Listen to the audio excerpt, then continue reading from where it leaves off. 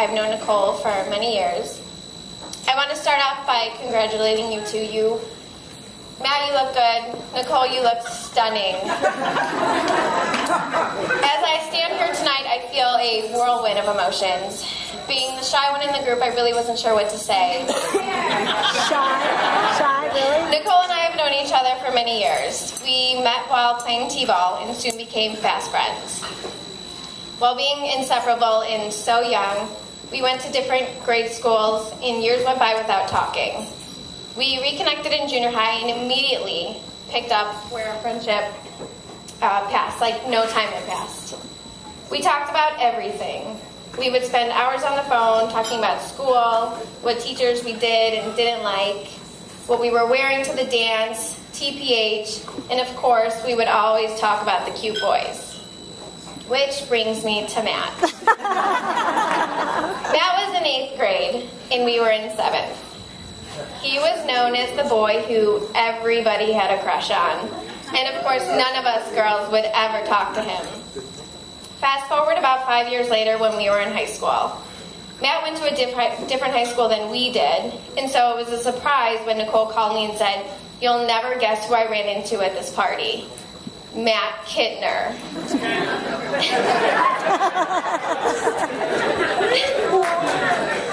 Soon after, they started dating, and we realized he was perfect for her.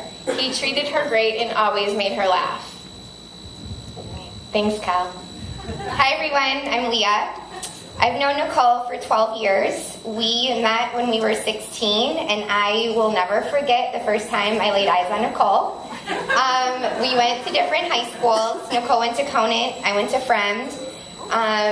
It was a Conant versus Fremd basketball game. I had just started dating my new boyfriend, Jared Swanson. Yeah, there you are.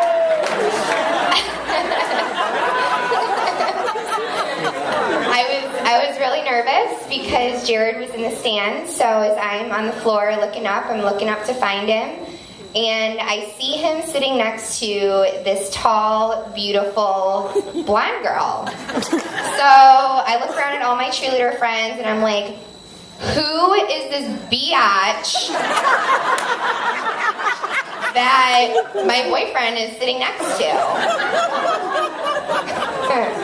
Well, I later find out that Nicole is one of Jared's best girlfriends from high school. I actually ended up meeting Nicole shortly thereafter at a Conant track meet where we exchanged numbers, and a couple nights later, I found myself on the phone with her for over 2 hours.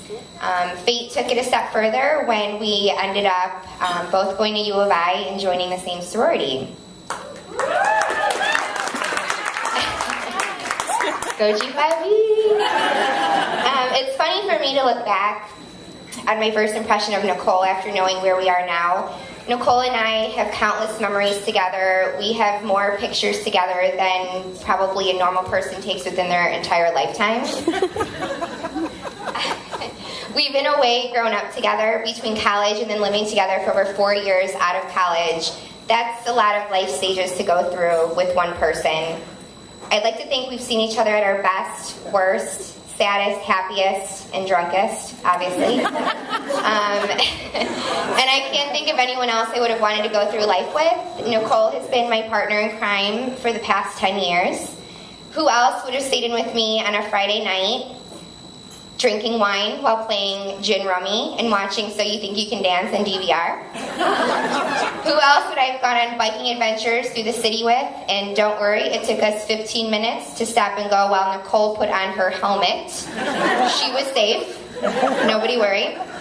And who else would have made just as poor decisions as me on spring break? I am going to refrain from telling any of those stories. You are welcome. But now I have to hand my roomie and my best friend over to Matt. I've thoroughly enjoyed Matt over the years. I got to know Matt the best post-college when Nicole and I lived together in the city. I would especially love sitting down to our family dinners, where Nicole would cook, obviously, and Matt and I would wait patiently until she called out that it was ready. Then once the three of us were seated, Matt and I would collectively rip on Nicole as she cut her food into meticulous, perfect little pieces before she would even think about eating, as Matt and I are just shoveling it in. Matt was a master griller, an amazing jar opener, and above all else, my knight in shining armor when it came to killing spiders.